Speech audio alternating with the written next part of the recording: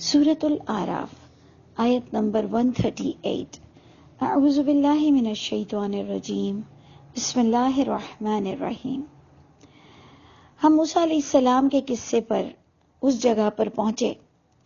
کہ جہاں اللہ تعالیٰ نے فرعون والوں کو غرق کیا، اور اب ہمیں ملے گا کہ کس طرح موسیٰ علیہ السلام نے جن قوموں کے لیے، جن لوگوں کے لیے اتنی مشقت کی، وہ سب اب نئی زندگی کا آغاز کیا انہوں نے، وہ پار ہوئے۔ تو کچھ اس طرح سے آیت شروع ہوتی ہے کہ وَجَاوَزْنَا بِبَنِي اسرائیل، اور پار لگایا ہم نے، پار کیا ہم نے، پار اتارا ہم نے بنی اسرائیل کو دریا کے۔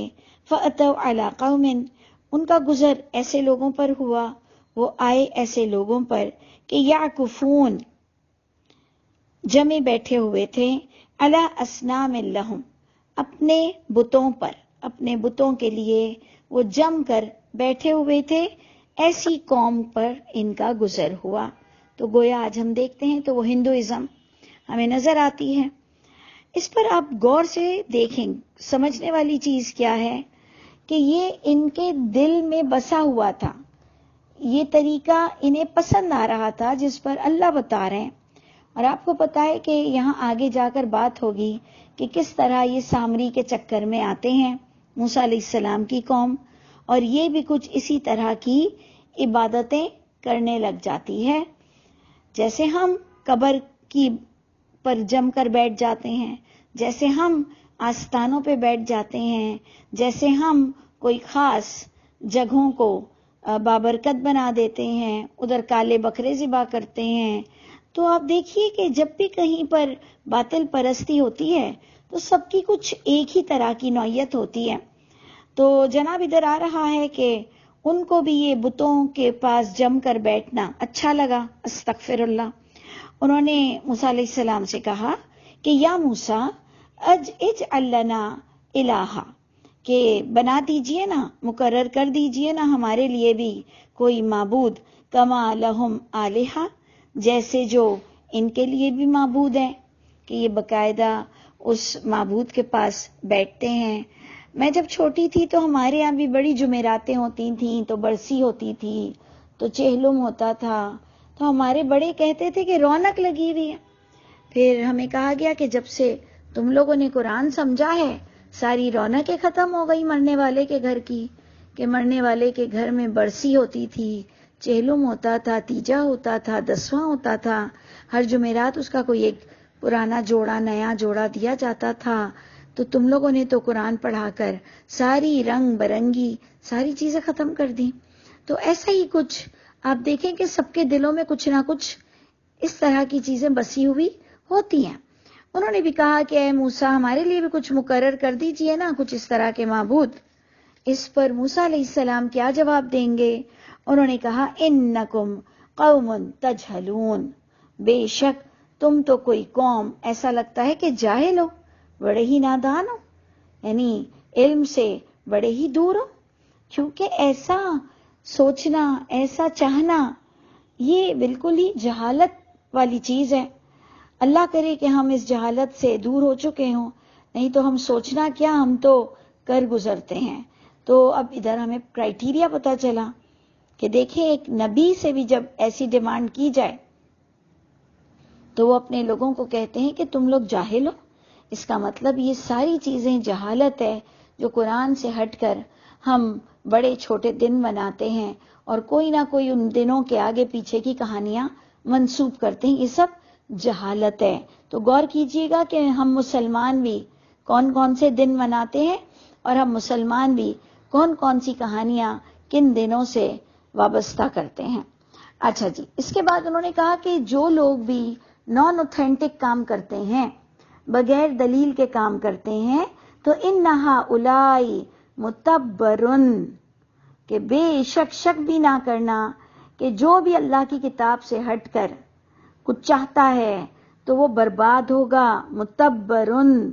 تباہ و برباد ہوں گے یہ لوگ جو چاہتے ہیں کچھ اور بھی اللہ کی کتاب کے علاوہ، ما ہم فیہ، کہ یہ وہ طریقہ جس کی یہ پیروی کر رہے ہیں، جو یہ دیکھ رہے تھے، جو یہ چاہ رہے تھے، تو یہ برباد ہوں گے۔ موسیٰ علیہ السلام نے اپنی قوم کو سمجھایا یہ باطل پرستی ہے، وَبَاطِلٌ مَا كَانُوا يَعْمَلُونَ۔ موسیٰ علیہ السلام نے انہیں سمجھایا کہ یہ سب باطل پرستی ہے، تباہی بربادی کا راستہ ہے جو یہ عمل کر رہے ہیں۔ اس پر اور سمجھاتے ہوئے وہ کہتے ہیں کہ اغیر اللہ ابغیکم، کیا علاوہ اللہ کے راستے کے، علاوہ اللہ کے طریقے کے میں تلاش کروں تمہارے لیے کوئی اور معبود، کوئی اور اتھارٹی، جبکہ محمد صلی اللہ علیہ وسلم سے پہلے کئی رسول ہیں، کئی نبی ہیں، لیکن آپ غور کریں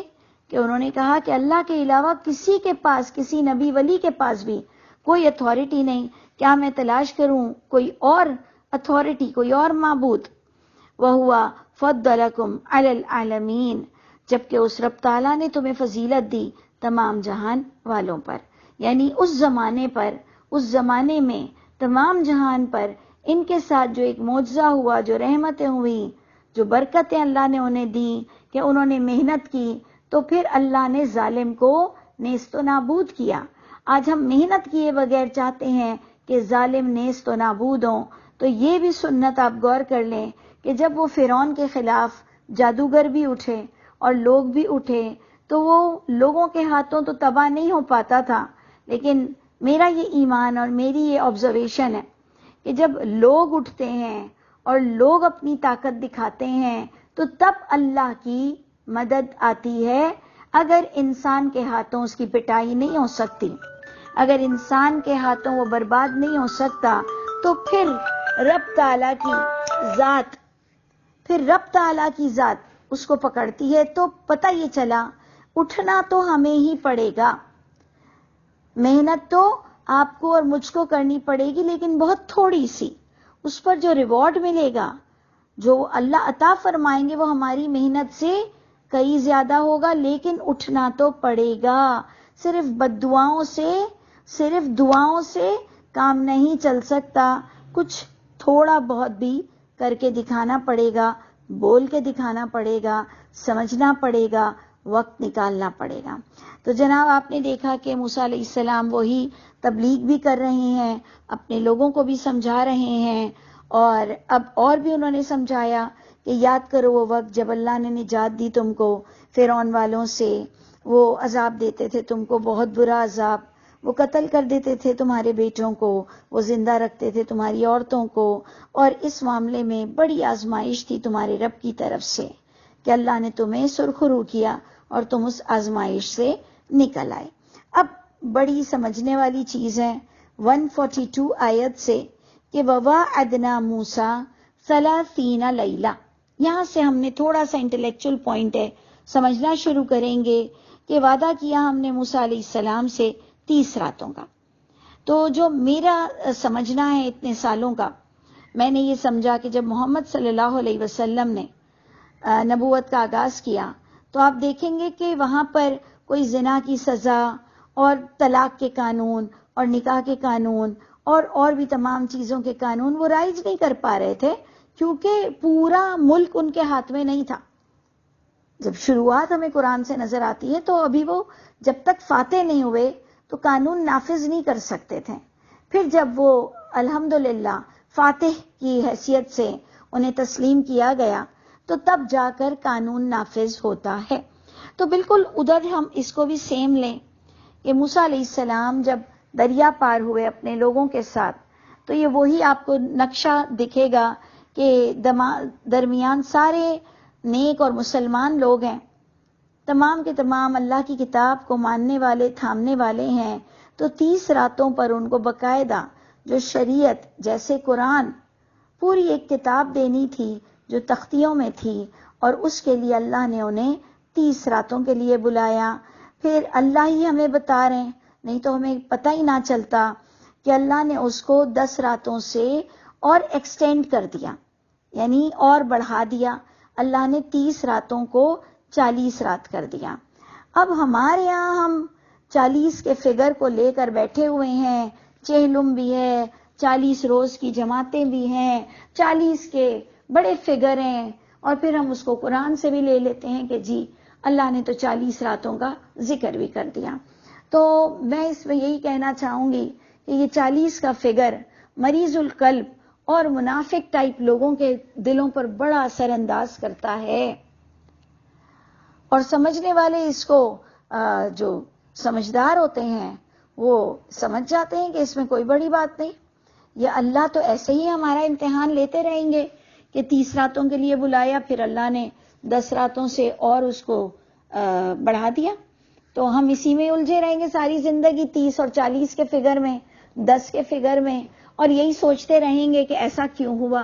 تو میں سمجھتی ہوں یہی تو ہمارا ٹیسٹ ہے کہ ہم کون سی ان پروڈکٹیو ایسی باتیں ہیں جس کا مجھ سے سوال نہیں ہونا، کم از کم مجھ سے تو اللہ نہیں سوال کریں گے۔ جس کو لگتا ہے کہ اللہ اس سے سوال کریں گے کہ جی میں نے 30 راتوں کے لیے بلایا، پھر میں نے 10 راتوں کو کیوں بڑھا دیا، تو وہ بے شک تجسس کرتے رہیں اور تدبر کرتے رہیں، ہو سکتا ہے انہیں کوئی کھوج مل جائے، لیکن میں بڑی ذمہ داری کے ساتھ کہہ رہی ہوں، مجھ سے اللہ نے نہیں پوچھنا کہ جی میں نے 30 کے بعد 10 راتیں کیوں بڑھا دیا۔ تو ادھر ہم نے وہ دیکھنا ہے کہ وہ گئے کیوں تھے، تو آئے گا کہ وہ پوری شریعت لینے گئے، پورے قانون اور لا لینے گئے 30 راتوں کے لیے، وَأَتْمَمْنَاهَا، اور کمپلیٹ کی ہم نے ان 30 راتوں کو 10 سے، فَتَمَّ، پس جب کمپلیٹ ہو گئی، میقات ربہ، مقرر مدت اس کے رب کی جو اس نے کہا تھا اللہ نے، 40 لیلہ، 40 راتیں، یا اللہ ہی نے 30 پہلے مقرر کی، پھر اللہ ہی نے 10 سے ایکسٹینشن کیا، پھر اللہ ہی نے ہمیں یہ بتایا۔ اللہ چاہتے تو ہمیں سب یہ باتیں نہ بتاتے اور الجھنے والے نہ الجھتے۔ تو آپ بھی دیکھیے کتنی ضروری ہے اور کون سی بات سمجھنا ضروری ہے۔ وَقَالَ مُوسَىٰ لِأَخِيهِ، اور کہا موسیٰ علیہ السلام نے اپنے بھائی ہارون سے جب وہ 30 راتوں کے لیے جا رہے تھے کہ اخلفنی فی قومی، کہ خلافت کرنا میری یعنی میری قوم میں، وَأَصْلِحْ، اور ان کی اصلاح کرتے رہنا، جانشین ان کو مقرر کیا بھائی کو، اور مت اتباع کرنا مفسدوں کے راستے کی، یہ انہوں نے تلقین کی تھی اپنے بھائی کو بھی۔ ادھر سے ہم نے بس غور و فکر یہ کرنا ہے کہ ایک نبی جیسی ذات کو بھی غیب نہیں پتا تھا کہ جی میرے جانے کے بعد کتنا بڑا فساد برپا ہوگا،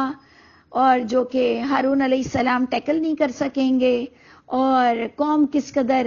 اگریسو ہو جائے گی، اور کتنا بڑا بلنڈر کرے گی، اور کتنی شدت کے ساتھ ہارون علیہ السلام کو دبا دے گی اور شرک کرے گی۔ اس سے میں بڑی ایموشنل ہو جاتی ہوں، جبکہ میری عادت نہیں ہے ایموشنل ہونے کی۔ میں عام عورتوں کی طرح الحمدللہ اتنا ایموشنل تو نہیں ہوتی، لیکن ایک بات مجھے بہت دکھ دیتی ہے کہ اس سے پتہ چلا کہ ہم کسی کو سدھار نہیں سکتے ہیں۔ جب ایک موسیٰ علیہ السلام ایک 30 نائٹس کے لیے گئے، 40 نائٹس کے لیے گئے، اور اتنا انہوں نے اپنی قوم کو نبی کی تعلیمات ملی تھی ڈائریکٹ، جو میں بہت دل برداشتہ ہوتی ہوں اس وقت، جو مجھے بہت اداسی ہوتی ہے یہ آیتیں پڑھ کر، وہ یہ اس سوچ کے ساتھ ہوتی ہے کہ ایک نبی جیسی ذات نے ڈائریکٹلی اپنی قوم کو خود اپروچ کیا، ان کو دعوت دی، ان کو دین سکھایا، انہوں نے اتنے بڑے بڑے معجزات دیکھے، انہوں نے دریا کا پھٹنا دیکھا، انہوں نے کامیابی دیکھی، انہوں نے اتنے بڑے ظالم فرعون کو